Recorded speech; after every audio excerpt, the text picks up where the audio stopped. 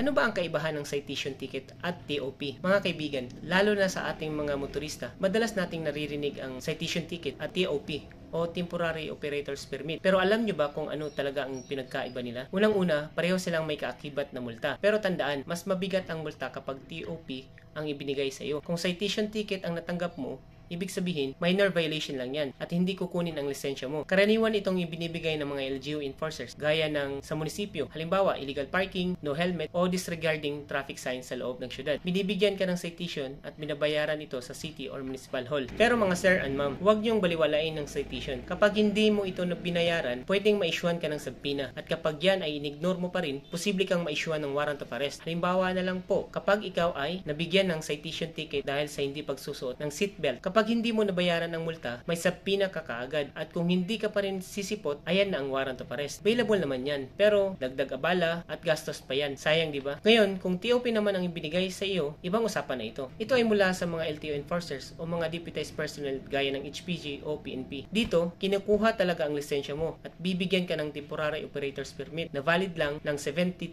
hours. Sa loob ng 3 araw na yan, dapat mo nang ayusin ang violation mo at tubusin ang lisensya mo sa LTO. Ang TOP ay binibigay kapag ang violation mo ay mas mabigat tulad ng reckless driving, driving without license, obstruction, expired registration, at iba pa. Kaya importante, kilalanin natin ang pagkakaiba.